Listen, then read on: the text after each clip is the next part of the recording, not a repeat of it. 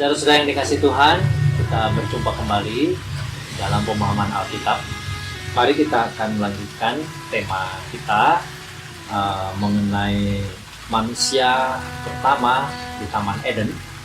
Beberapa waktu yang lalu kita sudah membahas ada 3 tema ya, dan hari ini kita akan melihat satu bagian yang cukup menarik saudara-saudara, yaitu di ayat 15. Kejadian 2 ayat 15, saya akan bacakan demikian firman Tuhan. Tuhan Allah mengambil manusia itu dan menempatkannya dalam Taman Eden untuk mengusahakan dan memelihara taman itu.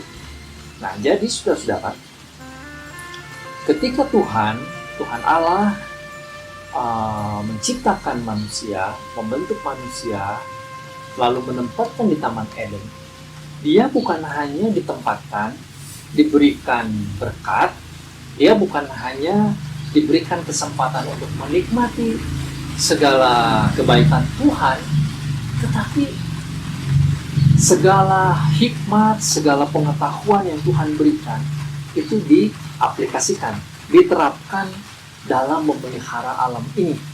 Nah, di sini dikatakan bahwa di Taman Eden itu manusia itu harus mengusahakan dan memelihara taman itu. Artinya, saudara-saudara, memang ada pertumbuhan di Taman Eden. Pertumbuhan, ada sesuatu yang berkembang, ada sesuatu yang harus diatur, ada sesuatu yang harus dipelihara. Sebab kalau tidak dilakukan ini, maka Taman Eden yang indah itu menjadi tidak indah lagi, saudara. Atau menjadi kurang indah, ya. Nah, saudara-saudara yang dikasih Tuhan, itulah tugas manusia. Nah, pada bagian ini kita memahami, saudara, bahwa panggilan Tuhan terhadap manusia sebelum manusia jatuh dalam dosa pun adalah untuk bekerja menjadi mitra Allah dalam mengusahakan dan memelihara taman ini.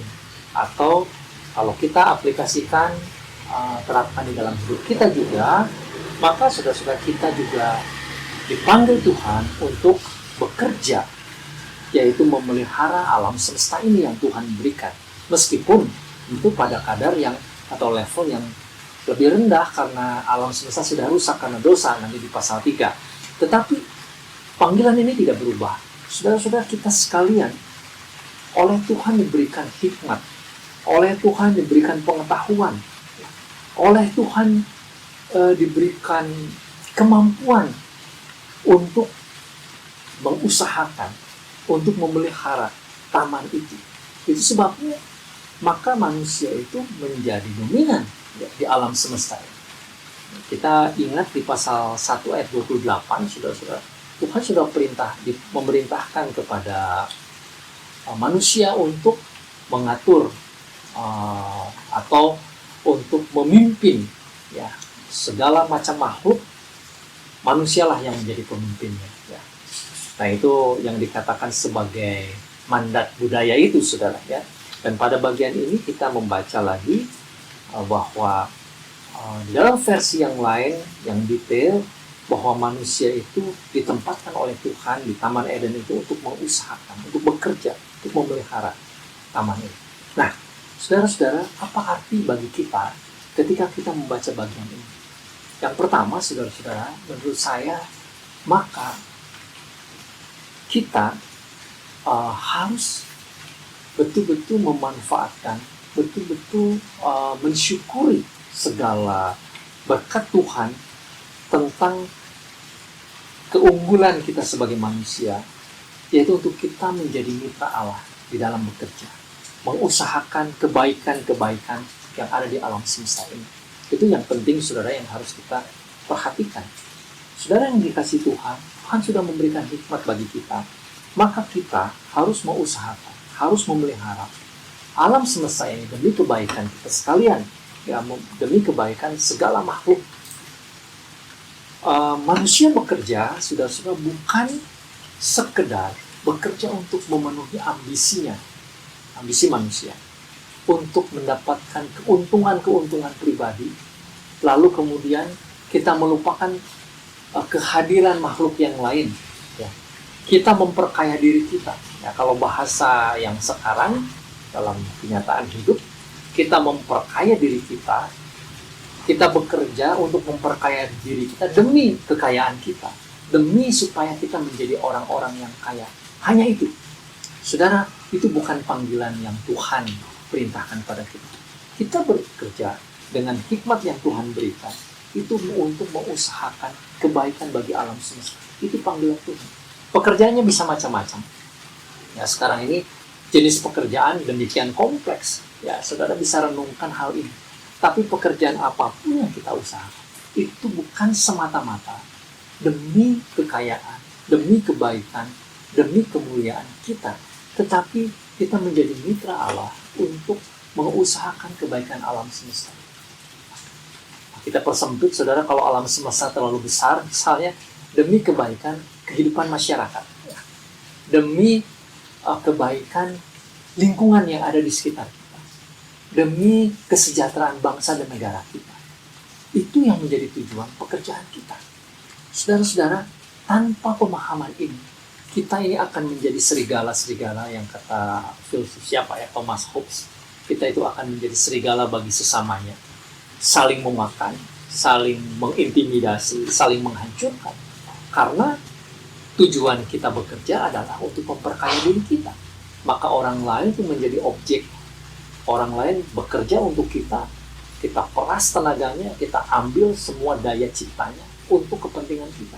Nah, itu bukan panggilan kita. Orang-orang Kristen yang mengerti panggilan Tuhan harus bekerja, saudara-saudara, yaitu dengan mengusahakan demi kebaikan alam semesta ini. Nah, hal yang kedua, hal yang penting, saudara-saudara, kata mengusahakan dan memelihara itu sebetulnya adalah kata yang dipakai juga di dalam ibadah kepada Tuhan. Nah, saudara, ini menarik sekali. Artinya, bekerja untuk Tuhan itu nilainya sama dengan beribadah kepada Tuhan.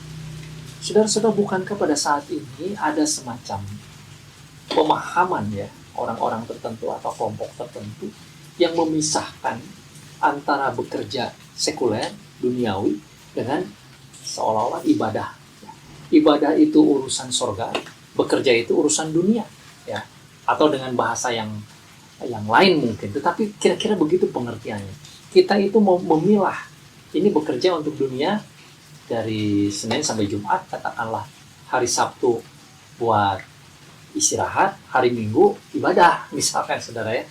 Saudara yang dikasih Tuhan, menurut kata mengusahakan dan kata memelihara di sini, itu arti katanya atau asal katanya sama dengan ibadah. Artinya, di hadapan Tuhan, bekerja kita atau kerja kita itu mempunyai nilai yang sama. Sama saja dengan kita beribadah kepada Tuhan. Sama mulianya, sama bermaknanya, sama manfaatnya. Karena itu, saudara, kalau kita beribadah kepada Tuhan begitu sungguh-sungguh, begitu suci, maka sebetulnya waktu kita bekerja pun, kita bekerja dalam dunia nyata, saudara. Saudara dengan profesi masing-masing, itu pun adalah sebuah ibadah, sebuah pekerjaan yang diperkenan oleh Tuhan, sesuatu yang bernilai, nilainya sama dengan ibadah. Jadi saudara jangan berpikir pekerjaan-pekerjaan duniawi itu sesuatu yang tidak bernilai, ya, sehingga lebih bernilai kalau menjadi imam, misalkan menjadi rohaniwan. Tidak, saudara. Kita masing-masing punya panggilan yang berbeda-beda. Apapun pekerjaan kita, saudara-saudara, kita harus kerjakan. Sama seperti ayat firman Tuhan katakan, apa yang kita lakukan itu seperti kita lakukan untuk Tuhan. Jadi saudara-saudara, Tuhan mengaruniakan kepada kita pekerjaan. Mungkin di antara kita ada yang menjadi pedagang, ada di antara kita yang menjadi pegawai, menjadi pejabat, menjadi pemikir, menjadi dosen, pengajar, dan lain sebagainya. Itu pekerjaan-pekerjaan yang mulia. Masing-masing punya etikanya, ada aturannya, negara sudah mengatur, hukum sudah mengatur, mana yang boleh dan tidak boleh, saudara. Kita harus mengikuti itu semua. Tetapi di atas semuanya, kita harus mengerjakan itu seperti untuk Tuhan. Karena bernilai di hadapan Tuhan. Saudara, orang-orang percaya kepada Tuhan yang diberikan hikmat, mendapatkan kesempatan untuk memuliakan Tuhan, itu melalui pekerjaan. Nah, ini jangan dilupakan, saudara. Saudara harus beribadah kepada Tuhan. Benar. Kita merayakan ibadah hari Minggu, ya, kita sudah membahas itu. Itu benar. Itu harus sesuatu yang berguna. Tetapi di luar hari Minggu kita bekerja, itu pun nilainya sama.